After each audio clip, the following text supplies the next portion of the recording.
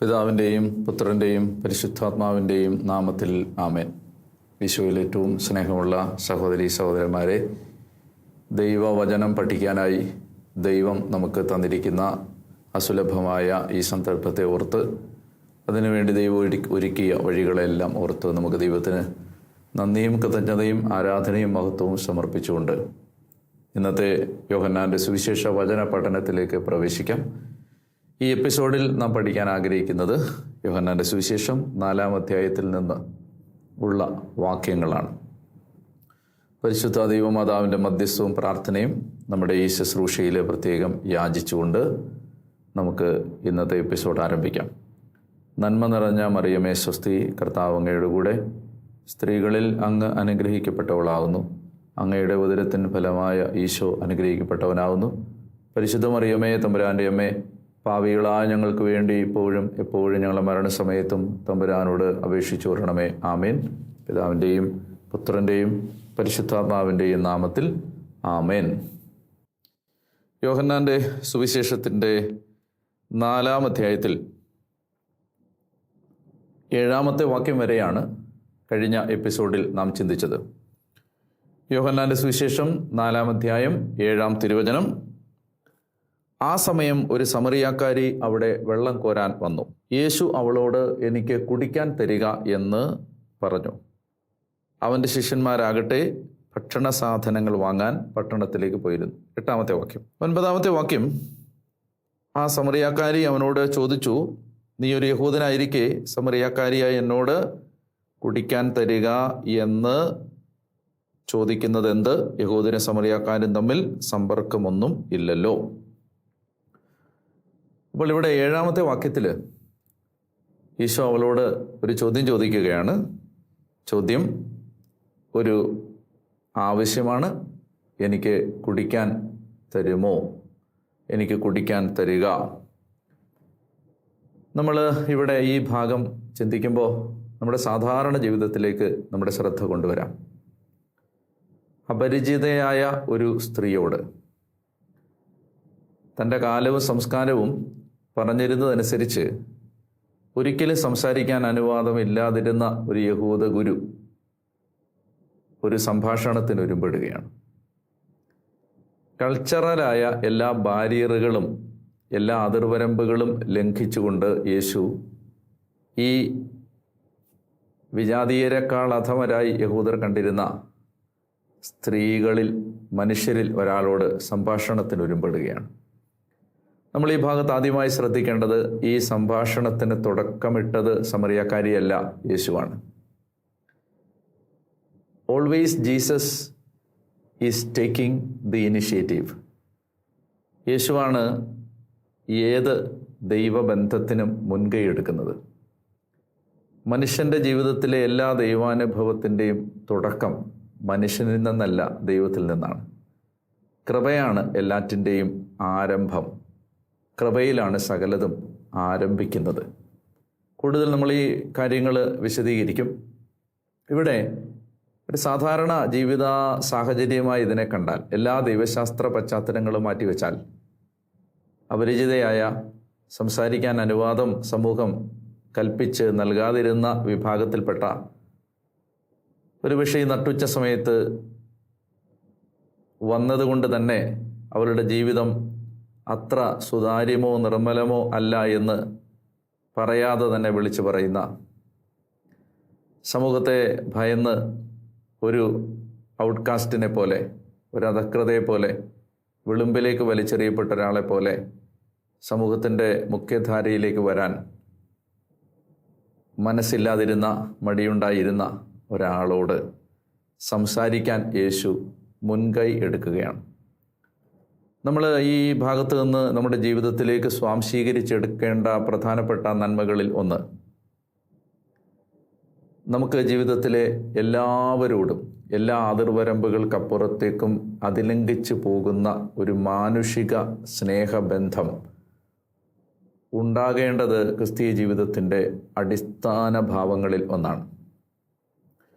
നമുക്ക് നിത്യമായ അപരിചിതത്വങ്ങളില്ല, നിത്യമായ ശത്രുതകളില്ല, നമുക്ക് നിത്യമായ അകൽച്ചകളില്ല. ഒരു വശത്ത് നമ്മൾ വിശ്വാസ സംബന്ധമായ വിഷയങ്ങളിൽ കൃത്യമായ ചില നിലപാടുകൾ എടുക്കണമെന്ന് സൂചിപ്പിക്കുമ്പോൾ തന്നെ മറുവശത്ത് എല്ലാ അതിർവരമ്പുകൾക്കും അപ്പുറത്തേക്ക് മനുഷ്യനോട് സ്നേഹം കാണിക്കാനും പരിചയം പുതുക്കാനും പരിചയപ്പെടാനും മനുഷ്യരോട് ബന്ധം സ്ഥാപിക്കാനുമുള്ള ഒരു ക്രിസ്തീയ ഉത്തരവാദിത്വത്തിൻ്റെ വിളിച്ചോതലാണ് ഇവിടെ യേശുവിൻ്റെ ഈ സ്വഭാവത്തിലൂടെ പരിശുദ്ധാത്മാവ് വെളിപ്പെടുത്താൻ ആഗ്രഹിക്കുന്നത്. എല്ലാ വിഭാഗത്തിൽപ്പെട്ട മനുഷ്യരോടും സംസാരിക്കാനും ഇടപഴകാനും സ്നേഹം പങ്കുവെച്ചു കൊടുക്കാനുമുള്ള ഒരു ക്രിസ്തീയ മനസ്സിൻ്റെ സന്നദ്ധതയെ ഇവിടെ വളരെ പ്രധാനപ്പെട്ടതായി സുവിശേഷകൻ അവതരിപ്പിക്കുകയാണ്. ഇതാണ് യേശു ആ പെൺകുട്ടിയോട് സംസാരിക്കുന്നതിൽ നിന്ന് നമ്മൾ സാധാരണ ജീവിതത്തിൽ വായിച്ചെടുക്കേണ്ട ഒരു പാഠം. ബസ്സിൽ യാത്ര ചെയ്യുമ്പോഴും ട്രെയിനിൽ യാത്ര ചെയ്യുമ്പോഴും വിമാനത്തിൽ യാത്ര ചെയ്യുമ്പോഴും ഒരു എയർപോർട്ടിലിരിക്കുമ്പോഴും ഒരു ചന്തയിൽ സാധനം വാങ്ങാൻ പോകുമ്പോഴും ഒരു മാളിൽ വെച്ച് നമ്മൾ മനുഷ്യരെ കണ്ടുമുട്ടുമ്പോഴുമെല്ലാം മനുഷ്യരോട് നമ്മൾ കാണിക്കേണ്ട സഹജമായ ഒരു സ്വാഭാവിക ബന്ധത്തിൻ്റെ നൈർമല്യവും ഒരു സുതാര്യതയും ഒരു സ്നേഹവും നമ്മുടെ ജീവിതത്തിൽ ഒഴിവാക്കാൻ ഒരിക്കലും അനുവാദമില്ലാത്തൊരു മേഖലയാണ്, ഒഴിവാക്കാൻ പാടില്ലാത്തതാണ്. അപ്പോൾ ഇത് നമ്മുടെ ജീവിതത്തിൽ നമ്മൾ ഈ മനുഷ്യരോട് സംസാരിക്കേണ്ടതുണ്ട്. ആരോടും അകലം സൂക്ഷിക്കാത്തൊരു ജീവിതം നമ്മുടെ ജീവിതത്തിൻ്റെ മുഖമുദ്ര ആകേണ്ടതുണ്ട്. നമ്മുടെ മുഖത്ത് ഒരു പുഞ്ചിരി എപ്പോഴും ഉണ്ടാകേണ്ടതുണ്ട്. പ്രസന്നവദനരും നിർമ്മല ഹൃദയരും ആകണമേ എന്ന് സിറോ മലബാർ കുർബാനയിൽ ഒരു പ്രാർത്ഥനയുണ്ട്.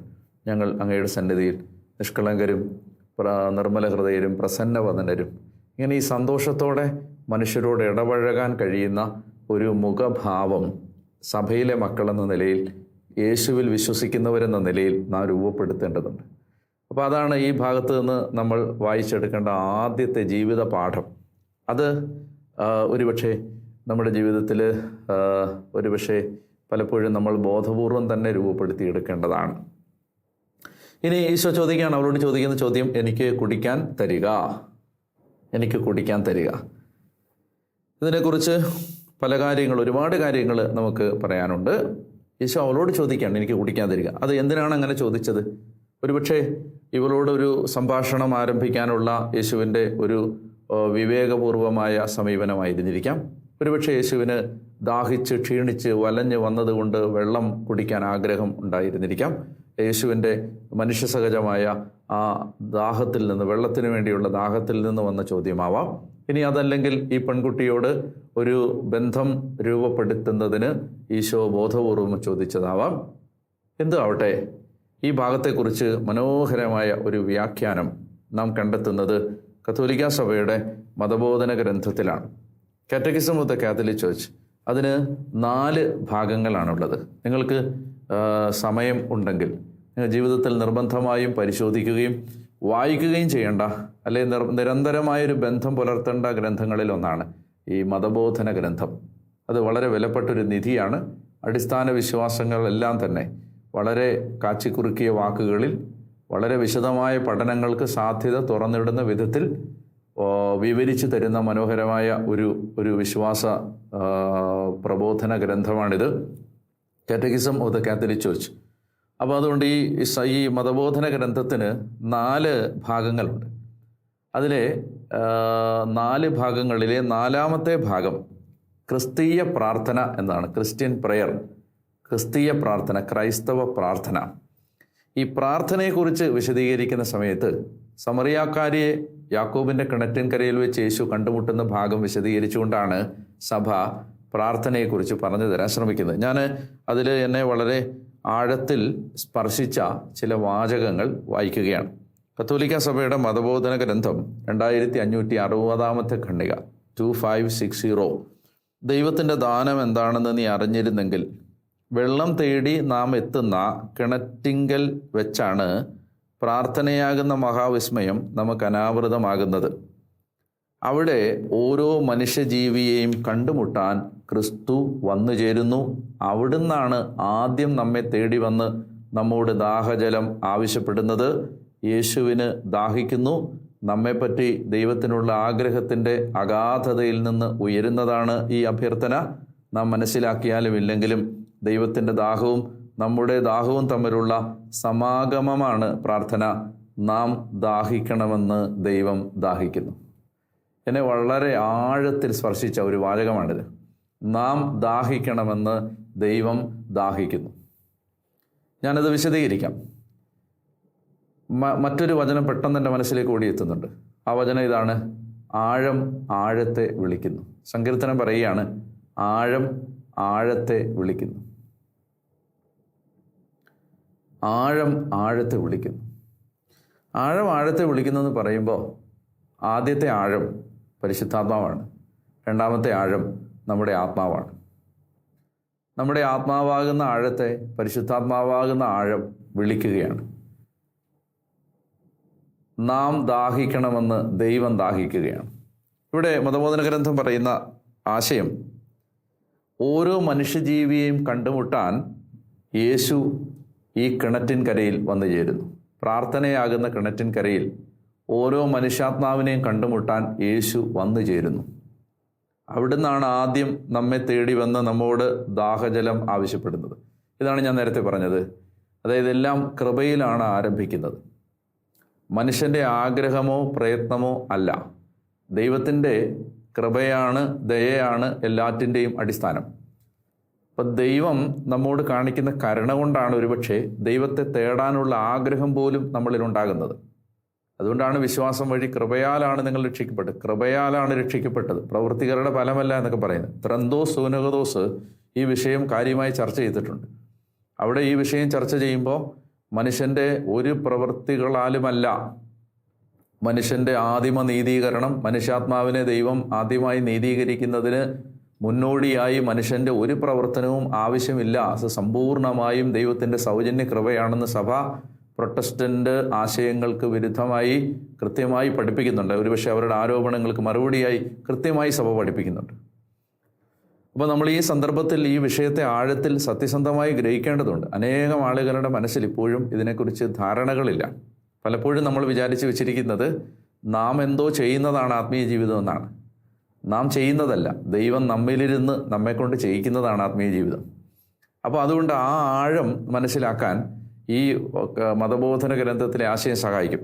അവിടുന്നാണ് ആദ്യം നമ്മെ തേടി വന്ന് നമ്മോട് ദാഹജലം ആവശ്യപ്പെടുന്നത്. അപ്പോൾ ആരെങ്കിലും ഏതെങ്കിലും ഒരു കാലഘട്ടത്തിൽ ദൈവത്തിലേക്ക് തിരിഞ്ഞിട്ടുണ്ടെങ്കിൽ അത് അവരുടെ ഏതെങ്കിലും മേന്മ കൊണ്ടല്ല. ഇപ്പം ഞാൻ ഒരു സുവിശേഷകനായിരിക്കുന്നെങ്കിൽ, അല്ലെങ്കിൽ എനിക്ക് ദൈവവചനം പഠിക്കാനും പഠിപ്പിക്കാനും ദൈവം ഒരു അവസരം തന്നെങ്കിൽ, അല്ലെങ്കിൽ ഞാനൊരു വൈദികനായിരിക്കുന്നെങ്കിൽ, ഇല്ലെങ്കിൽ ആത്മീയമായൊരു ചുറ്റുപാട് ജീവിക്കാൻ ഞാൻ ആഗ്രഹിക്കുന്നെങ്കിൽ, അതൊന്നും തന്നെ എൻ്റെ യാതൊരു മേന്മയും കൊണ്ടല്ല. ഞാൻ എന്തെങ്കിലും ചെയ്തതുകൊണ്ടോ, അതിനുവേണ്ടി ഞാൻ മന്നോന്തരങ്ങൾ വർഷങ്ങൾ ഒരുങ്ങിയത് കൊണ്ടോ, ഞാൻ നിരന്തരമായ ചില സാധനങ്ങളിലൂടെ എന്നെ തന്നെ കടത്തിവിട്ടത് കൊണ്ടോ, ഞാൻ തപസ് അനുഷ്ഠിച്ചത് കൊണ്ടോ ഒന്നും അല്ലത്.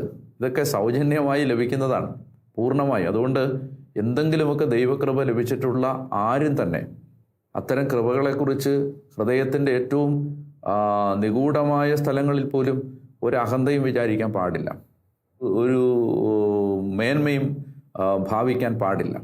പൗലോസ് 1 കൊരിന്ത്യസ് 15 പറയുന്നത് പോലെ നാം എന്തായിരിക്കുന്നുവോ അത് ദൈവകൃപയാലാണ്. ദൈവം നമ്മുടെ മേൽ നിക്ഷേപിച്ച കൃപ കൊണ്ടാണത് സംഭവിക്കുന്നത്. എന്നിട്ട് അദ്ദേഹം പറയുന്നുണ്ട്, മറ്റെല്ലാവരെയേക്കാൾ കൂടുതലായി ഞാൻ അധ്വാനിച്ചു, എങ്കിലും ഞാനല്ല അധ്വാനിച്ചത്, എന്നിലുള്ള ദൈവകൃപയാണ് അധ്വാനിച്ചത്. അപ്പോൾ അതുകൊണ്ട് നമ്മൾ അധ്വാനിക്കുമ്പോൾ, നമ്മൾ പ്രവർത്തിക്കുമ്പോൾ, നമ്മൾ എന്തെങ്കിലുമൊക്കെ നല്ല കാര്യങ്ങൾ നമ്മളിലൂടെ സംഭവിക്കുമ്പോൾ, ദൈവം നമ്മളെ ഉപയോഗിക്കുമ്പോൾ, എല്ലാം നമ്മുടെ ഹൃദയത്തിൽ നാം തിരിച്ചറിയേണ്ട ഒരു മഹനീയമായ മഹത്തായ സത്യം, നാം ഉപയോഗിക്കപ്പെടുകയാണ്. അതിവിടെ കൃപയാണ് ചെയ്യുന്നത്. അപ്പം ദൈവമാണ് യഥാർത്ഥത്തിൽ ഓരോ മനുഷ്യാത്മാവും ദൈവത്തിലേക്ക് തിരിയാൻ ജീവിതത്തിൻ്റെ ഏതെങ്കിലും നല്ല കാലങ്ങളിൽ ഒരു കൃപയോ ഒരു സൗകര്യമോ ഒരു ആനുകൂല്യമോ ലഭിച്ച ഏതൊരു മനുഷ്യാത്മാവും അങ്ങനെ ദൈവത്തിലേക്ക് തിരിഞ്ഞത് അത് ദൈവത്തിൻ്റെ കൃപയാലാണ്. ദൈവം നമ്മുടെ ആത്മാവിൽ ഉണർത്തുന്ന, അതുകൊണ്ട് പൗലോസ് പറയുന്ന മനോഹരമായ വചനം, നമ്മിൽ ഉണർത്തുന്ന ശക്തിയാൽ, നമ്മിൽ ദൈവം ഉണർത്തുന്ന ആ ശക്തിയാൽ, അല്ലെങ്കിൽ നമ്മിൽ പ്രവർത്തിക്കുന്ന ആ ശക്തിയാൽ, അല്ലെങ്കിൽ സകലത്തെയും നവീകരിക്കുന്ന അവിടുത്തെ ആ മഹത്വത്തിൻ്റെ ശക്തിയാൽ, ഈ ശക്തിയാലാണ് ഇത് സംഭവിക്കുന്നത്. അപ്പോൾ അതുകൊണ്ട് അവിടുന്നാണ് ആദ്യം നമ്മെ തേടി വന്ന് നമ്മോട് ദാഹജലം ആവശ്യപ്പെടുന്നത്. ഞാൻ കാറ്റഗിസൺ 2560 ഖണ്ഡികയാണ് വായിക്കുന്നത്. നിങ്ങൾക്ക് സമയമുണ്ടെങ്കിൽ നിങ്ങൾ ഈ പുസ്തകം വായിക്കണം, ഇത് വാങ്ങണം. ബൈബിള് പോലെ തന്നെ നമ്മുടെ വീട്ടിൽ സൂക്ഷിക്കേണ്ട ഒരു ഗ്രന്ഥമാണിത്. ചില അപകടകരമായ സൂചനകൾ പലയിടങ്ങളിലും ഉയരുന്നത് ഞാൻ കണ്ടിട്ടുണ്ട്. അതായത് ഈ മതബോധന ഗ്രന്ഥത്തെയൊക്കെ നിസ്സാരമായിട്ട് കാണുകയോ ഒരുപക്ഷെ ഈ പ്രബോധനങ്ങളൊക്കെ തെറ്റാണെന്ന് പറയുകയൊക്കെ ചെയ്യുന്ന ആളുകൾ ചിലപ്പോൾ നമ്മുടെ സഭയുടെ അകത്ത് തന്നെ ഉണ്ടാവുന്നത് കണ്ടിട്ടുണ്ട്. എന്തോ ആവട്ടെ, നമ്മെ സംബന്ധിച്ച് ഇത് വളരെ ഗൗരവമുള്ള ഒരു ഗ്രന്ഥമാണ്. അത് ഞാൻ വീണ്ടും ഓർമ്മിപ്പിക്കുന്നു, അത് വായിക്കണം. അപ്പോൾ അവിടുന്നാണ് ആദ്യം നമ്മെ തേടി വന്ന് നമ്മോട് ദാഹജലം ആവശ്യപ്പെടുന്നത്. യേശുവിന് ദാഹിക്കുന്നു. ഒന്ന് ആലോചിച്ച് നോക്ക്. അതായത് മനുഷ്യൻ ദൈവത്തിന് വേണ്ടി ദാഹിക്കുന്നു എന്നാണ് നാം നമ്മുടെ മതബോധങ്ങളിൽ നിരന്തരം കേട്ട് പരിചയിച്ചത്. മനുഷ്യൻ്റെ ഉള്ളിൽ ദൈവത്തിന് വേണ്ടി ആഗ്രഹമുണ്ട്. എന്നാൽ സഭ നിഗൂഢമായ ഒരു ആത്മീയ സത്യം പരിശുദ്ധാത്മാവിൽ വെളിപ്പെടുത്തുകയാണ്.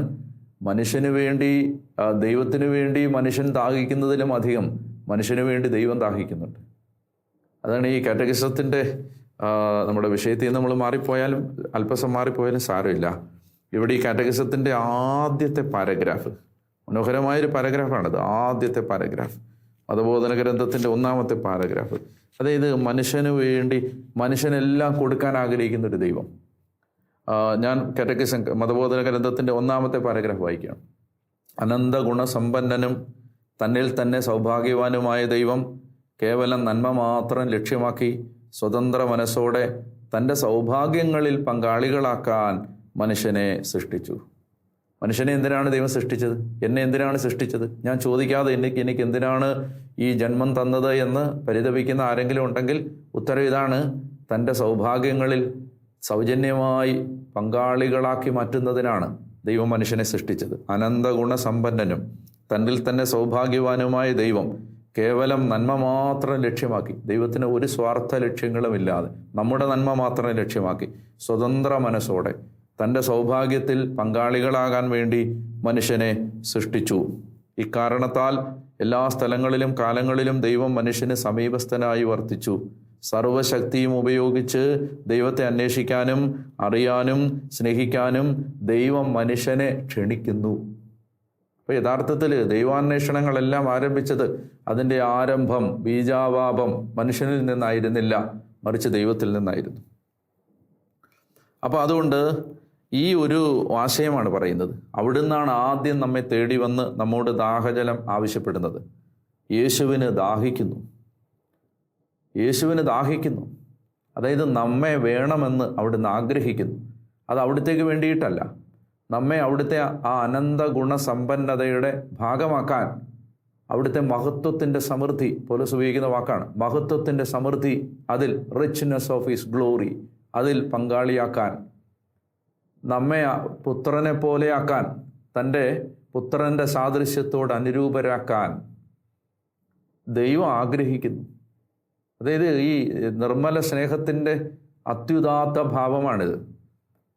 നമ്മൾ ആരെ സ്നേഹിക്കുന്നുവോ അവരെ നമ്മെ പോലെയാക്കാൻ ആഗ്രഹിക്കുന്നത്, അവരെ ഉയർത്താൻ ആഗ്രഹിക്കുന്നത്, സൗഭാഗ്യങ്ങളിലേക്ക് ക്ഷണിക്കാൻ ആഗ്രഹിക്കുന്നത്, അവർക്ക് നമുക്കുള്ളതെല്ലാം അവർക്ക് കൊടുക്കാൻ ആഗ്രഹിക്കുന്നു.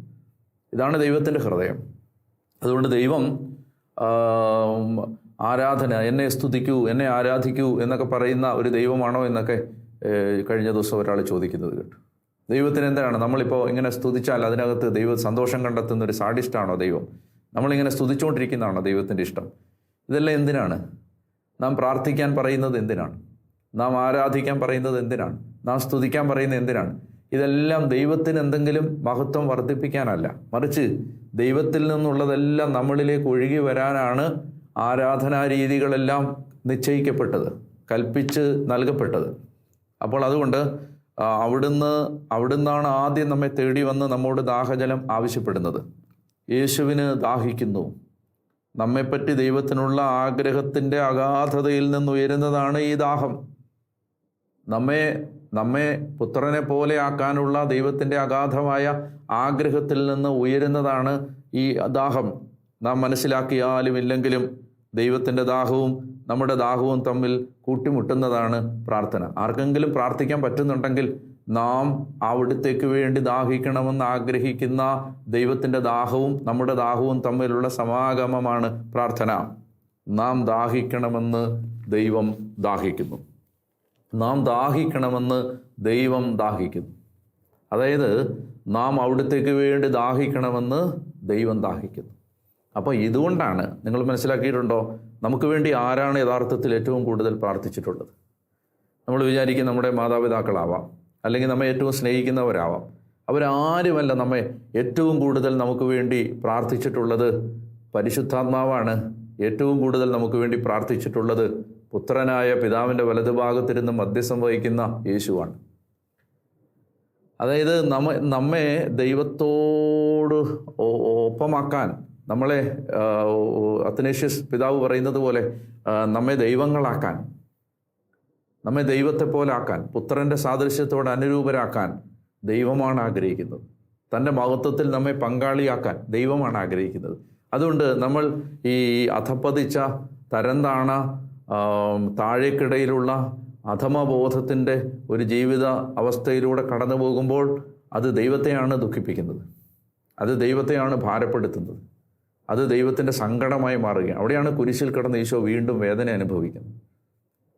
അപ്പോൾ അതുകൊണ്ട് നമ്മൾ ഈ ദാഹത്തോടുള്ള നമ്മുടെ പ്രത്യുത്തരമാണ് നമ്മുടെ ആത്മീയ ജീവിതം. നമുക്ക് വേണ്ടി ദാഹിക്കുന്ന ഒരു ദൈവത്തോടുള്ള നമ്മുടെ പ്രതികരണമാണ് നമ്മുടെ ആത്മീയ ജീവിതം. അതാണ് ഈ കിണറ്റിൻകരയിൽ വെച്ച് എനിക്ക് കുടിക്കാൻ തരിക എന്ന് പറഞ്ഞിരിക്കുന്ന ആ ഒരു വാക്കിനകത്ത് ഒളിഞ്ഞിരിക്കുന്ന ആശയപ്രപഞ്ചം.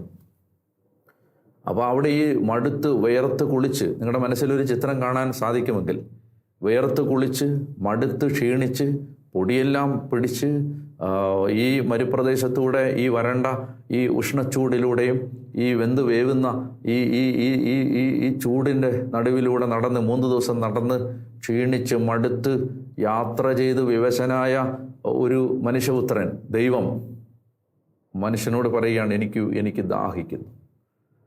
നിനക്ക് വേണ്ടിയുള്ള എൻ്റെ ദാഹമാണ് എൻ്റെ ഈ നടപ്പ്. നിനക്ക് വേണ്ടിയുള്ള എൻ്റെ ദാഹമാണ് എൻ്റെ മനുഷ്യാവതാരം. നിനക്ക് വേണ്ടിയുള്ള എൻ്റെ ദാഹമാണ് ഞാൻ നിനക്ക് വേണ്ടി കുരിശിൽ മരിച്ചത്.